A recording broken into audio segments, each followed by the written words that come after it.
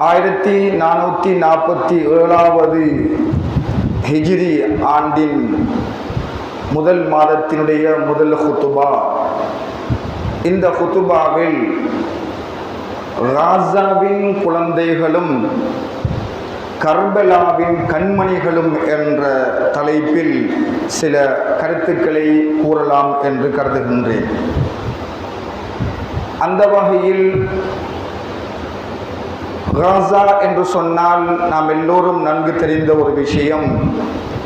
அந்த மண்ணில் சுமார் 125 ஆண்டுகள் கடந்து அந்த மண்ணிலும் அந்த மண்ணை சூழ உள்ள பிரதேசங்களிலும் பாரிய போராட்டங்கள், பாரிய இழப்புக்கள், பாரிய துன்ப துயரங்கள், சொல்லன்னா கஷ்டங்களை அந்த மக்கள் கண்டு வருவதை நாங்கள் காணுகின்றோம்.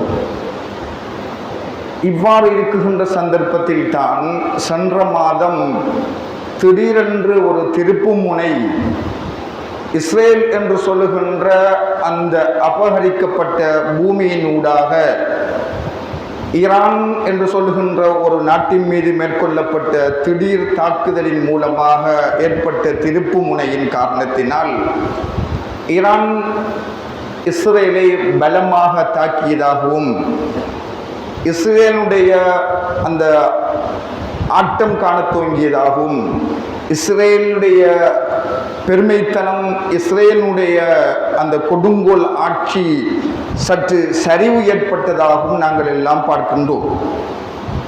இந்த சந்தர்ப்பத்தில் உலக முஸ்லிம்கள் என்று சொல்வதை விட நம்மூரிலே நாம் எடுத்துக்கொண்டால் நம்முடைய முஸ்லிம் இளைஞர்களுடைய ஒரு கேள்வி சென்ற வாரம் நமக்கு சமர்ப்பிக்கப்பட்டிருந்தது.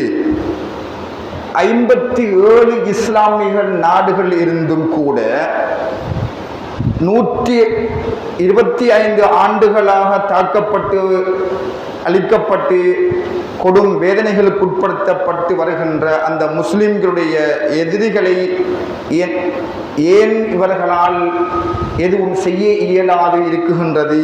ஏன் இவர்கள் எல்லாம் முதுகெலும்புடைந்தவர்களாக இருக்குகின்றார்கள்?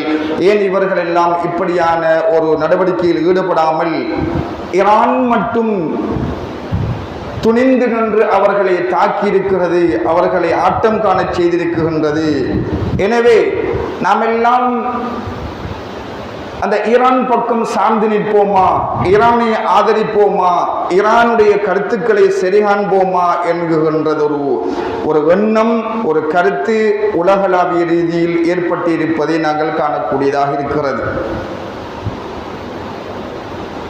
புனிதம் பலஸ்தீன் மண்ணுக்காக போராடுகின்ற போராளிகள் என்று நாங்கள் பேசிக்கொண்டிருக்கின்ற அந்த பெயர் சொல்ல விரும்புகின்ற அல்லது விரும்பாத நாம் எல்லாம் அறிந்திருக்கின்ற அந்த தனி ஒரு இயக்கமாக இருந்தாலும் சரிதான், அல்லது திடீரென்று ஈரானுக்காக மேற்கொள்ளப்பட்ட தாக்குதலுக்கு பதிலடி கொடுத்த அந்த ஈரானாக இருந்தாலும் சரிதான், இவர்கள் எல்லோரும் அந்த புனித பலஸ்தீன் மண்ணை பாதுகாக்க புறப்பட்டவர்களா அல்லது பலிக்காடாக்க புறப்பட்டவர்களா என்று நாங்கள் யோசிக்க வேண்டியிருக்கின்றது.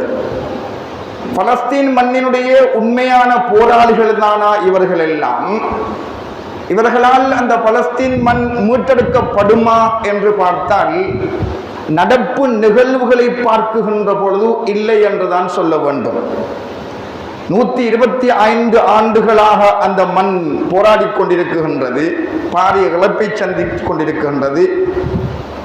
இந்த போராட்டங்களின் ஊடாக அவர்களுடைய சொந்த மண்ணை பெற்றுக்கொள்வதற்காக வேண்டி அவர்கள் மேற்கொள்ளுகின்ற அந்த தனிப்பட்ட அந்த சண்டையினூடாக இவர்கள் எதை பெற்றார்கள், எதை சாதித்தார்கள், எதை இழந்தார்கள் என்று பார்த்தால் சாதித்ததை விட பெற்றுக்கொண்டதை விட இவர்கள் இழந்ததுதான் அதிகம். இழப்பை தான் சந்திப்பார்கள். ஏன் என்கின்ற கேள்வி இருக்குகின்றது. 57 இஸ்லாமிய நாடுகளை விட 195 உலக நாடுகள் இருக்குகிறது. இவர்கள் எல்லாம் என்ன செய்கின்றார்கள்? ஏன் முஸ்லிம்களுக்கு மட்டும்தானா குரல் கொடுக்க வேண்டும்?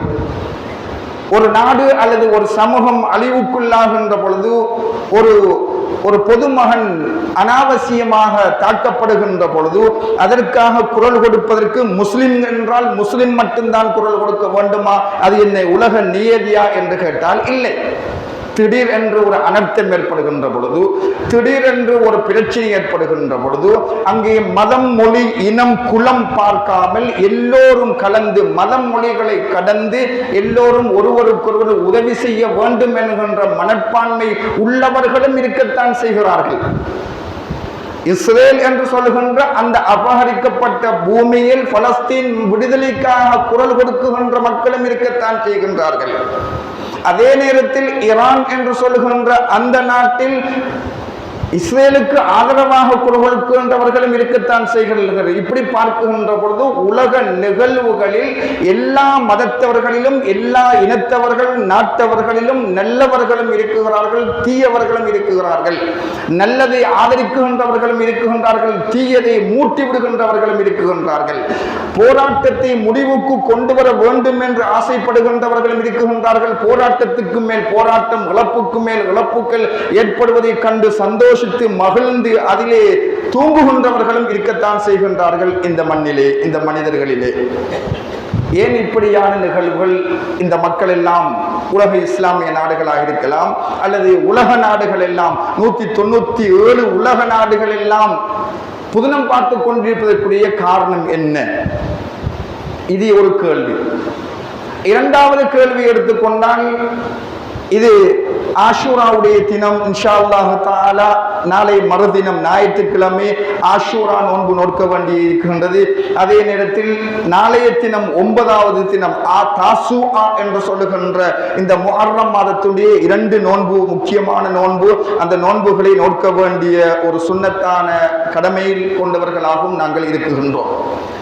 இந்த நோன்பின் ஊடாக பெறுகின்ற படிப்பினையும் பாடமும் நம்முடைய தலைப்புக்கு சம்பந்தப்படுகிறது. அதனால் தான் அந்த தலைப்போடு இந்த விடயங்களை எல்லாம் சேர்த்து கூற வேண்டிய நிலைக்கு வந்திருக்கின்றேன். அது எவ்வாறு என்று பார்த்தால், ஆஷூராவுடைய நோன்பு பற்றி நாங்கள் பார்க்குகின்ற பொழுது ஸல்லல்லாஹு அலைஹி வஸல்லம் அவர்கள் மக்கா முக்கர்ரமாவில் நுபுவத்துக்கு முன்னும் பிடித்திருக்கின்றார்கள், நுபுவத்துக்கு பின்னும் பிடித்திருக்கின்றார்கள். ஆஷூராவுடைய நோன்பை, முஹர்ரம் மாதத்தினுடைய ஆஷூரா நோன்பை ஸல்லல்லாஹு அலைஹி வஸல்லம் அவர்கள் மாத்திரமல்ல, சஹாபாக்கள் மாத்திரமல்ல, குஃபார் குறைஷிகளும் காபிர்களும் ஸல்லல்லாஹு அலைஹி வஸல்லம் அவர்கள் தான் ஒரு நபி என்ற பிரகடனத்தை வெளிப்படுத்துவதற்கு முன்பிருந்தே ஸல்லல்லாஹு அலைஹி வஸல்லம் அவர்களும் பிடித்திருக்கின்றார்கள், அங்கு வாழ்ந்த குறைஷி காபிர்களும் பிடித்திருக்கின்றார்கள். இவ்வாறு பிடித்துக் கொண்டிருந்தவர்கள் தான் மதீனா முனவ்வராவுக்கு வருகின்ற பொழுது மதீனா முனவ்வராவிலே யூதர்கள் நோன்பு பிடிக்குகின்றார்கள் ஆஷூராவுடைய தினத்தில். இப்பொழுது ஸல்லல்லாஹு அலைஹி வஸல்லம் அவர்கள் அந்த யூதர்களிடத்தில் கேட்குகின்றார்கள், நீங்கள் ஏன் நோன்பிருக்க வேண்டும்? இந்த ஆஷூராவுடைய தினத்தில் நீங்கள் நோன்பிருக்க காரணம் என்ன? உங்களுக்கும் இந்த நோன்புக்கும் என்ன சம்பந்தம் என்று கேட்கின்ற பொழுது, இது புகாரி முஸ்லிமில் பதிவாக இருக்கின்ற நபிமொழியாக இருக்கும். அந்த யூதர்கள் சொல்லுவார்கள், இந்த முஹர்ரம் மாதத்தினுடைய இந்த 10வது தினத்தில் தான் பனு இஸ்ரவேலர்களை, இந்த இஸ்ராயில் என்று நாங்கள் பேசிக் கொண்டிருக்கின்றோமே, அந்த பனு இஸ்ரவேலர்களை ஃபிர்அவுனுடைய கொடுமையில் இருந்து அந்த பனு இஸ்ரவேலர்களையும் மூசா அலைஹிஸ்ஸலாத்து வஸ்ஸலாம் அவர்களையும் காப்பாற்றினான். மூசா அலைஹிஸ்ஸலாம் அவர்களையும் எங்களுடைய சந்ததி, அந்த யூதர்களுடைய சந்ததி, யூதர்களுடைய பாட்டன் பூட்டன் என்று சொல்லுகின்ற அவர்களுடைய தலைமுறையினர்களை இறைவன் அல்லாஹ் ஃபிர்அவுனுடைய கொடுங்கோலில் இருந்தும் அவனுடைய சகாக்களில் இருந்தும் பாதுகாத்தான் என்ற செய்தியை அறிந்த மூசா அலைஹிஸ்ஸலாம் அவர்கள் நோன்பு நோற்றார்கள். அதனால் இது ஒரு யௌமுன் அலீம், இது ஒரு மகத்தான நாள், நாங்களும் நோன்பிருக்குகின்றோம் என்ற செய்தியை ஸல்லல்லாஹு அலைஹி வஸல்லம் அவர்களிடத்தில் யூதர்கள் சொன்ன பொழுது, அப்பொழுதுதான் ஸல்லல்லாஹு அலைஹி வஸல்லம் அவர்கள் சொல்லுவார்கள், உங்களை விட நாங்கள் அதற்கு மிக மிக தகுதியானவர்கள் என்ற கருத்தின் அடிப்படையில் ஸல்லல்லாஹு அலைஹி வஸல்லம் அவர்கள் சொல்லுவார்கள், நாங்களும் நோன்பு பிடிக்க போனோம். ஏற்கனவே நோன்பு பிடித்த நோன்புதான். இவர்களை காண்பதற்கு முன்பிருந்தும் பிடித்து வந்த நோன்புதான் இப்பொழுது மீண்டும் ஸல்லல்லாஹு அலைஹி வஸல்லம் அவர்கள் அந்த நோன்பு நோக்குகின்றார்கள். அந்த நோன்பை நோக்க வேண்டும் என்ற கட்டளை எடுக்கின்றார்கள். பிறகு இன்னொரு நபி மொழியை பார்க்குகின்ற பொழுது ஸல்லல்லாஹு அலைஹி வஸல்லம் அவர்கள் சொல்லுவார்கள், நான் அடுத்த ஆண்டு இந்த மண்ணில் வாழுகின்ற பாக்கியம் பெறுவேன் என்றால் 9வது தினத்தை நோன்பேன் என்று ஸல்லல்லாஹு அலைஹி வஸல்லம் அவர்கள் சொல்லுவார்கள். ஆனால் அல்லாஹ்வுடைய நாட்டம் அவர்கள் அடுத்த ஆண்டு இந்த உலகத்தை விட்டு பிரிந்து விடுவார்கள். இருந்த பொழுதிலும் நாங்களும் ஆஷூரா 10வது தினத்திலும் 9வது தினத்திலும் அன்றைய காலத்திலிருந்து இன்று வரை பிடித்து வருகின்றோம். கேள்வி என்னவென்றால், மூசா அலைஹிஸ்ஸலாத்து வஸ்ஸலாம் அவர்களுக்கும் யூதர்களுக்கும் என்ன தொடர்பு? ஒன்று. இரண்டாவது, யூதர்கள் மதீனா முனவ்வராவில் வந்ததனுடைய காரணம் என்ன? மதீனா முனவ்வராவுக்கு எப்பொழுது வந்தார்கள் இந்த யூதர்கள்? இது அவர்களுடைய தாய் மண்ணா, இது அவர்களுடைய சொந்த மண்ணா என்கின்ற 2 கேள்வியை நாங்கள் பதிலாக பார்ப்பதாக இருந்தால், மூசா அலைஹிஸ்ஸலாத்து வஸ்ஸலாம் அவர்கள் நபியாக அனுப்பப்பட்ட ஒரு சமூகம் பனு இஸ்ரவேலர்கள். இந்த இஸ்ரேலர்கள் என்று சொல்லுகின்ற இந்த சமூக மக்களுக்கு அல்லாஹ் தஆலா ஏகப்பட்ட நபிமார்களை அனுப்பியிருப்பான். அதில் விசேஷமாக சையதுனா மூசா அலைஹிஸ்ஸலாத்து வஸ்ஸலாம் அவர்கள் அனுப்பப்பட்டு தௌராத், தோரா என்று யூதர்கள் என்றும் சொல்லுவார்கள். நாங்கள் குர்ஆனை ஓதிக்கொண்டிருக்கின்றோம், கிறிஸ்தவர்கள் பைபிளை ஓதிக்கொண்டிருக்கின்றார்கள், யூதர்கள் தோரா என்று சொல்லுகின்ற அவர்களுக்கு வழங்கப்பட்ட வேதத்தை ஓதிக்கொண்டிருக்கின்றார்கள். இப்படி இவர்கள் என்றும் ஆடி நாங்கள் குர்ஆன் ஓதுகின்ற பொழுது ஆடி அசைந்து ஓதிக்கொண்டிருப்பது பொழுது அவர்களும் ஓதிக்கொண்டிருக்கின்றார்கள். அவர்கள் ஓதிக்கொண்டிருக்கின்ற, அவர்கள் பாடமாக்கி கொண்டிருக்கின்ற, எப்படி எங்கள் மத்தியில் ஹுஃபாதுகள், ஹாஃபிதுகள், குர்ஆனை மனனமிட்டவர்கள் இருக்கின்றார்களோ அதே போன்று இஞ்சில் வேதத்தை பாடமாக்கிய ஆலிம்கள் இருக்கிறார்கள், ஹாஃபிதுகள் இருக்கிறார்கள். அவர்கள் கிறிஸ்துவ மதத்தவர்கள். தௌராத் வேதத்தை பாடமாக்கியவர்கள், ஓதியவர்கள், மனனமிட்டவர்கள் இருக்கின்றார்கள், அவர்கள் யூதர்கள். இப்படி அவர்களுக்கு வழங்கப்பட்ட வேதம் தௌராத். இவர்கள் ஃபிர்அவுனோடு எப்படி சம்பந்தப்படுகின்றார்கள் என்று பார்க்கின்ற பொழுது, இந்த இஸ்ரவேலர்களுடைய தாய் மண் மிஸ்ர், இந்த இஸ்ரவேலர்களுடைய சொந்த மண், இவர்களுடைய பரம்பரையினர், இவர்களுடைய மூதாதையினர், இந்த இஸ்ரேல் என்ற பெயருக்கு சொந்தக்காரராகிய நபியுல்லாஹ் யாக்கூப் அலைஹிஸ்ஸலாம், நாம் கடந்த காலங்களில் சொல்லி வருகின்ற செய்தி. இந்த இஸ்ரேல் என்பது ஒரு நபியுடைய பெயர். இஸ்ரேல் என்பது ஒரு நபியுடைய பெயர். அதனுடைய உண்மையான உச்சரிப்பு இஸ்ராயில். இஸ்ரா என்றால் அப்துல், அடிமை. ஈல் என்றால் அல்லாஹ். இஸ்ராயில் அப்துல்லாஹ். அரபியில் இஸ்ராயில் என்றால் அப்துல்லாஹ். அது யாக்கூப் அலைஹிஸ்ஸலாத்து வஸ்ஸலாம் அவர்களுடைய சொந்த 2வது பெயர். எனக்கு 2 பெயர்கள் இருப்பது போல, உங்களுக்கு 2 பெயர்கள் இருப்பது போல, யாக்கூப் அலைஹிஸ்ஸலாம் இப்ராஹிம் அலைஹிஸ்ஸலாத்துடைய பேரப்பிள்ளை. இப்ராஹிம் அலைஹிஸ்ஸலாத்துடைய பேரப்பிள்ளை யாக்கூப் அலைஹிஸ்ஸலாம் அவர்களுடைய மறுபெயர் இஸ்ராயில். இந்த சமூகம் வாழ்ந்த பிரதேசம் மிஸ்ர் என்று நாங்கள் கெய்ரோ அல்லது எஜிப்ஷன் அல்லது காஹிரா என்றெல்லாம் சொல்லுவோமே, மிஸ்ரி என்று சொல்லுவோமே நாங்கள் எல்லாம். இந்த பிரதேசம், இந்த பிரதேசத்தில் இஸ்ரேலர்கள் ஃபிர்அவுனினால் கொடுமைப்படுத்தப்படுகின்றார்கள். ஃபிர்அவுன் என்று சொல்லுகின்ற அந்த கொடுங்கோல் அரசனினால் இஸ்ரவேலர்கள் கடுமையாக தாக்கப்படுகின்ற பொழுது அவர்களுக்கு நபியாக மூசா அலைஹிஸ்ஸலாம் அவர்கள் அனுப்பப்பட்டு, அந்த மூசா அலைஹிஸ்ஸலாத்துக்கு வஸ்ஸலாம் அவர்களுக்கு வழங்கப்பட்ட தௌராத்தை பின்பற்றியவர்கள் தான் மூசா அலைஹிஸ்ஸலாம் அவர்களும் அவர்களை ஈமான் கொண்ட விசுவாசித்த இஸ்ரேலர்களும் தான் ஃபிர்அவுனின் மூலமாக துரத்தப்பட்டு கடல் கடந்து அல்லது நைல் நதி என்ற அந்த நதி பிளக்கப்பட்டு அங்கிருந்து அவர்கள் பாதுகாப்பாக வந்து சேர்கின்றார்கள் பலஸ்தீன் மண். மிஸ்ரில் இருந்து நபியுல்லாஹ் மூசா அலைஹிஸ்ஸலாத்து வஸ்ஸலாம் அவர்களின் ஊடாக, அவர்களின் மூலமாக அவர்கள் அழைத்து வந்து அல்லாஹ்வுடைய உத்தரவின் பிரகாரம் பைத்துல் முகத்தஸ் என்கின்ற பிரதேசத்தில் அவர்கள் குடியேறுகிறார்கள். அங்கிருந்து அவர்களுடைய வாழ்க்கையை தொடர்கின்றது. சுமார் கிட்டத்தட்ட இது ஒரு 3000 ஆண்டுகள் பழமை வாய்ந்த வரலாறு என்று கூறலாம். ஆக 3000 ஆண்டுகளுக்கு முன்னர் இஸ்ரேலர்கள், யூதர்கள், யாக்கூப் அலைஹிஸ்ஸலாத்துடைய அந்த சந்ததியினர்கள் பலஸ்தீன் மண்ணில் நபியோடு வந்து குடியேறுகிறார்கள். பிறகு தொடர்ந்து அவர்களுடைய வாழ்க்கை வரலாறு சென்று கொண்டிருக்கின்ற பொழுது மூசா அலைஹிஸ்ஸலாம் அவர்கள் இறையடி சேர்ந்து வருவார்கள். பிறகு ஈசா அலைஹிஸ்ஸலாத்து வஸ்ஸலாம் அவர்கள் வருவார்கள். ஈசா அலைஹிஸ்ஸலாத்து வஸ்ஸலாம் அவர்களை துரத்தி கொலை செய்தவர்களும் இவர்கள் தான். கொலை செய்தவர்கள் அல்ல, கொலை செய்வதற்காக துரத்தியவர்கள். ஈசா அலைஹிஸ்ஸலாத்து வஸ்ஸலாம் அவர்களை கொலை செய்ய வேண்டும் என்று துரத்தி சென்றவர்கள் யூதர்கள்.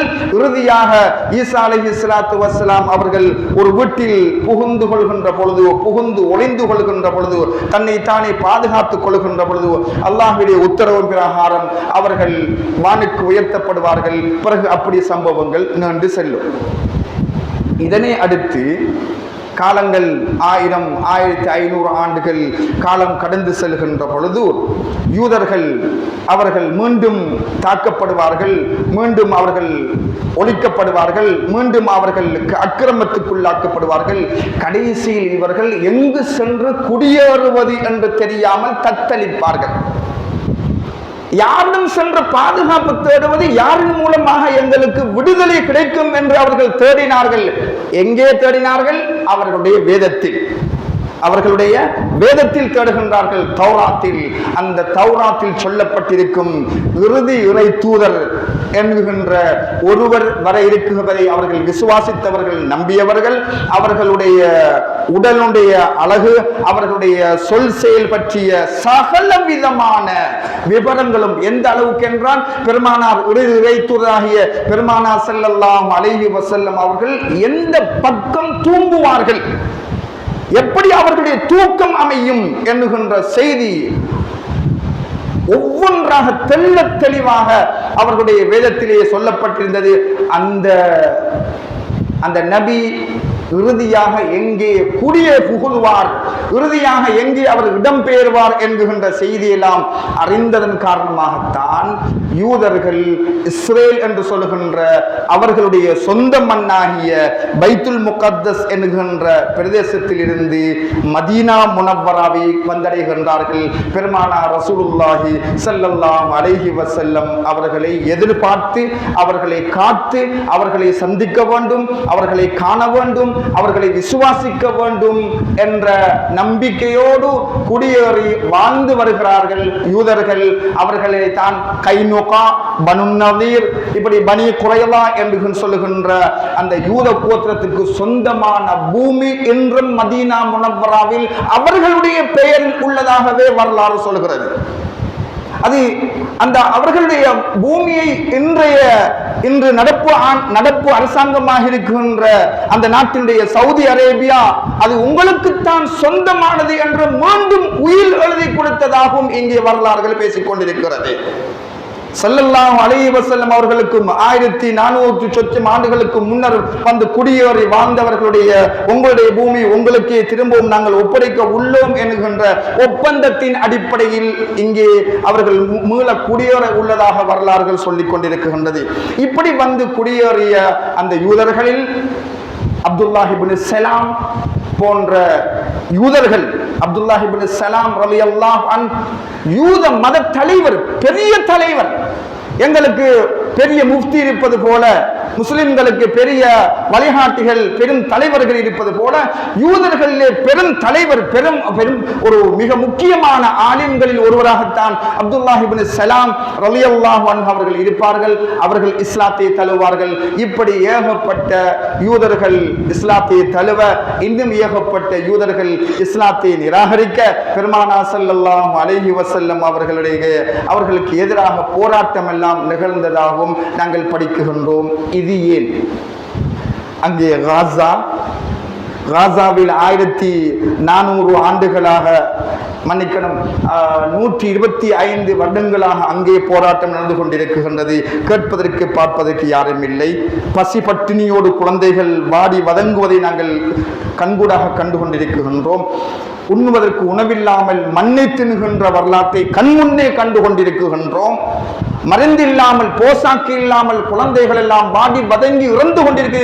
40,000 குழந்தைகள் இன்னும் ஓரிரு வாரங்களில் இறந்துவிடும் என்று உலக சுகாதாரத்தினை திணைக்களம் வெளியிட்டிருக்கின்றது. 40,000 ஓரிரண்டு குழந்தைகள் அல்ல, உணவில்லாமல், போசாக்கில்லாமல், மருந்தில்லாமல், குடிப்பதற்கு முறையான தண்ணீர் இல்லாமல் 40,000 குழந்தைகளை அந்த காசா மண்ணில் உள்ள குழந்தைகள் சந்திக்க வேண்டி இருக்கும் என்கின்ற செய்தியை எங்களுக்கு நாங்கள் கண்கூடாக இப்பொழுது நாங்கள் படித்துக் கொண்டிருக்கின்றோம். இது ஏன் என்கின்ற ஒரு கேள்வி.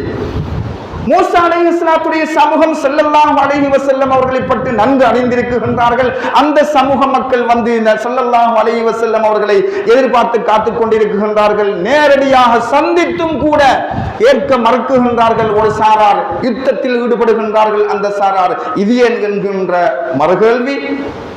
இன்னும் ஒரு கேள்வி, இறுதியாக அந்த 4வது கேள்வியும் சொல்லிவிட்டு அதுக்குரிய விடை ஒன்றே ஒன்றுதான். அதைத்தான் ஓதி காண்பித்த வசனமும் சொல்லும், அதைத்தான் பெருமானார் ஸல்லல்லாஹு அலைஹி வஸல்லம் அவர்களுடைய அந்த சொன்ன செய்தியும் சொல்லும் என்ற அந்த செய்தியோடு நாங்கள் குத்துபாவை முடித்துக் கொள்ளலாம். 4வது நிகழ்வு தான் இந்த ஆஷூரா தினத்தில் நெய்கூறப்படுகின்ற ஒரு நிகழ்வு.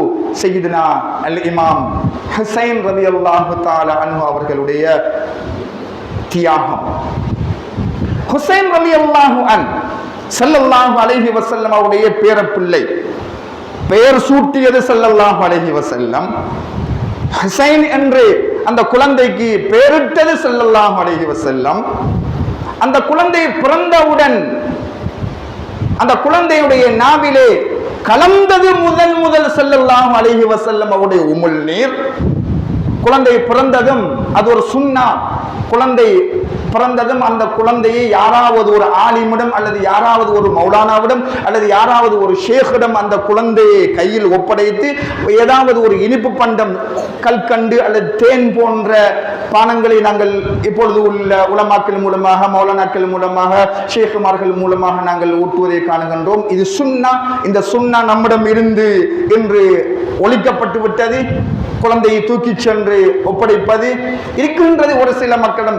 இப்படி அந்த ஹுசைன் ரலியல்லாஹு அன்ஹு அவர்களுக்கு முதலில் அவர்களுடைய நாவில் கலந்தது பெருமானார் ஸல்லல்லாஹு அலைஹி வஸல்லம் அவருடைய உம்முல் நீர். ஸல்லல்லாஹு அலைஹி வஸல்லம் அவர்கள் கட்டி அணைத்து தூங்கும் பாக்கியம் பெற்றவர்கள் ஹுசைன் ரலியல்லாஹு அன்ஹு அவர்கள்.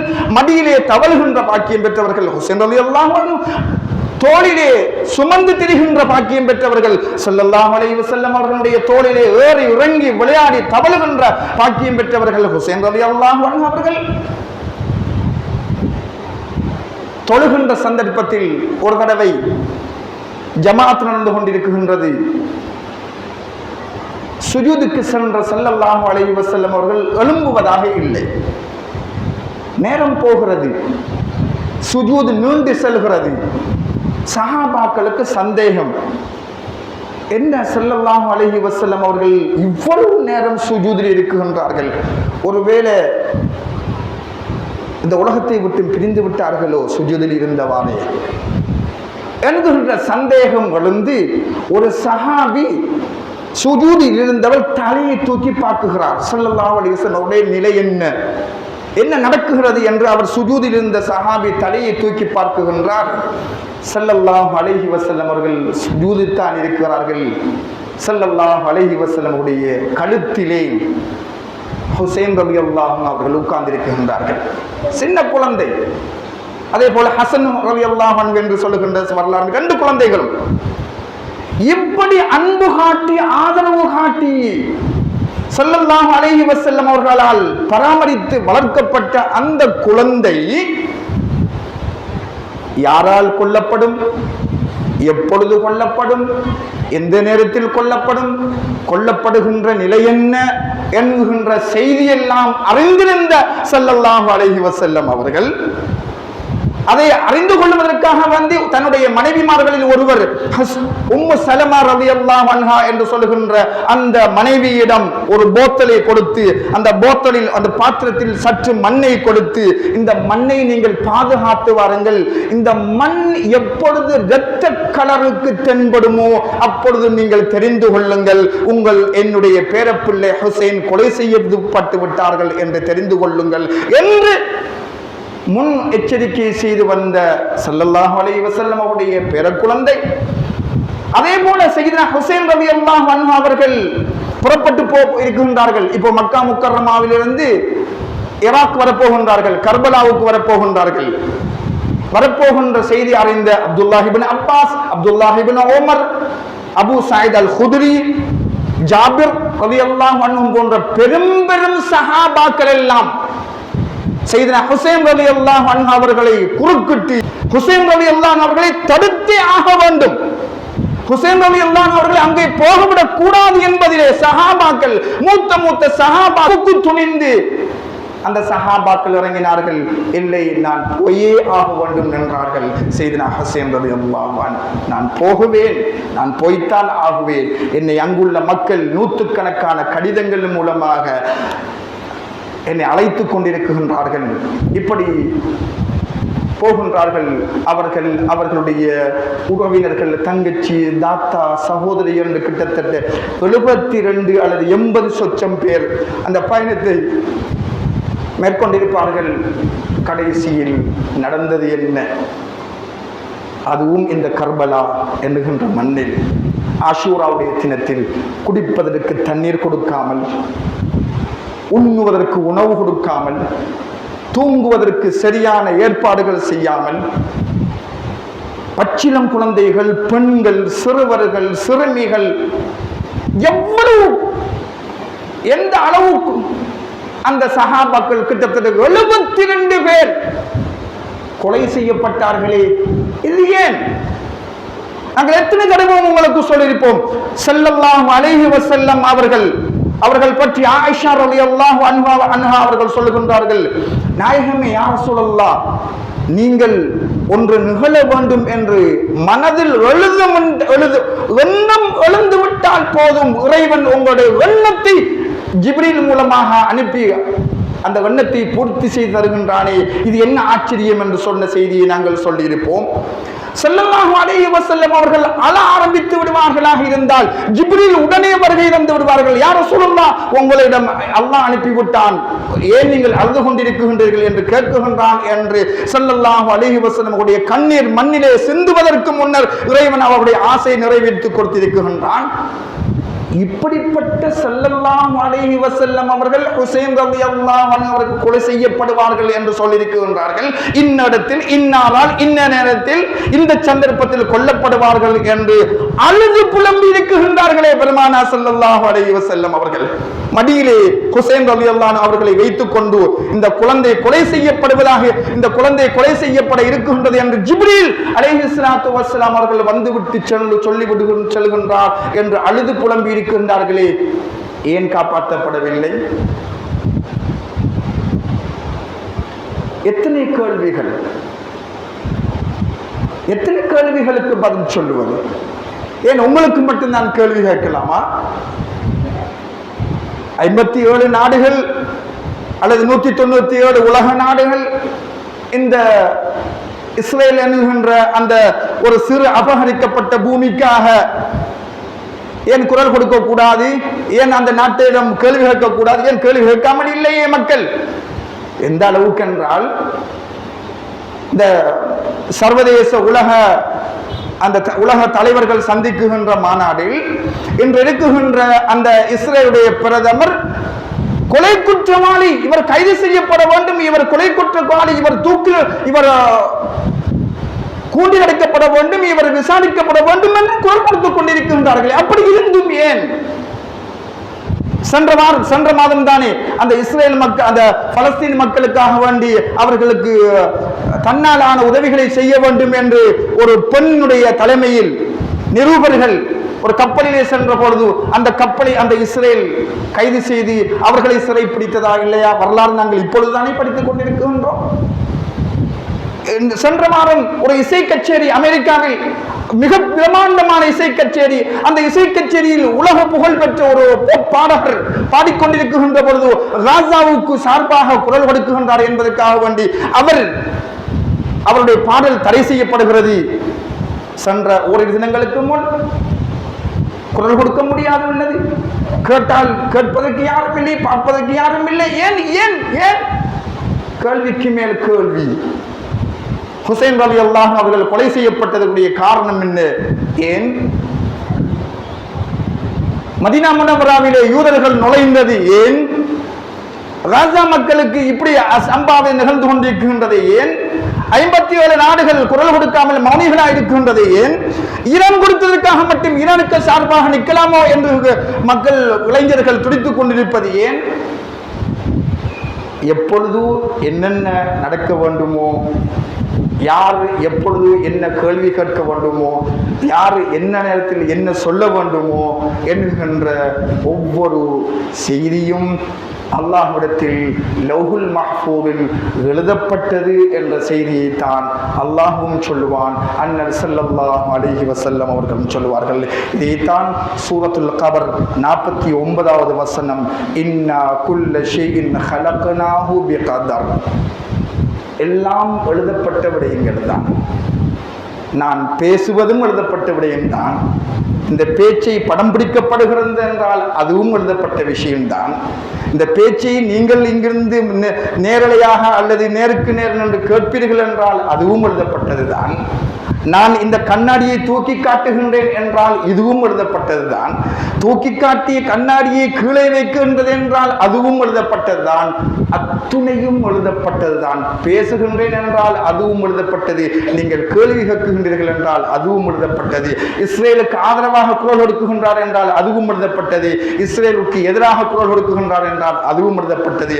காசாவில் கொலை செய்யப்படுகின்றார்கள் என்றால் நம்முடைய குழந்தைகள் அதுவும் எழுதப்பட்டது. கர்பலாவிலே கண்மணி ஸல்லல்லாஹு அலைஹி வஸல்லம் அவர்களுடைய பேர குழந்தையான கண்மணி ஹுசைன் ரலியல்லாஹு அவர்களும் அவருடைய கண்மணிகளும் கொலை செய்யப்படுகின்றனர் என்றால் அதுவும் எழுதப்பட்டது என்ற செய்தியை தான் அல்லாஹ்வும் சொல்லிக் கொண்டிருக்கின்றான். அருமை நாயகம் ஸல்லல்லாஹு அலைஹி வஸல்லம் அவர்களும் சொல்லிக் கொண்டிருக்கின்றார்கள். அதனால் தான் சையதுனா இப்னு அப்பாஸ் மற்றும் சையதுனா இப்னு உமர் ரலியல்லாஹு அன்ஹுமா அவர்கள் சொல்லுவார்கள், குல்லு ஷைஇன் பிகதர் ஹத்தா வதுஉக யதக ஃபீ ஹத்திக், நான் என்னுடைய கையை என்னுடைய கன்னத்தில் வைப்பதும் கலா கதிரில் எழுதப்பட்டதுதான் என்று சஹாபாக்கள் நம்பிக்கை.